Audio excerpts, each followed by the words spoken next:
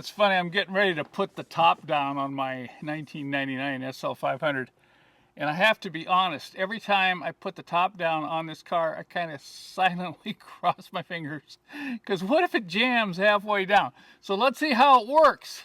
It's quite a bit of engineering to get this top folded back into the back there.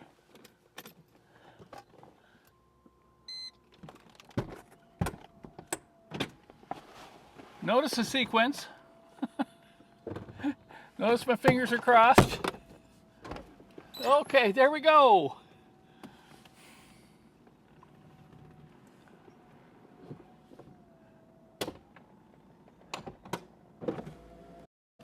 Yes, we're ready to do some summer cruising.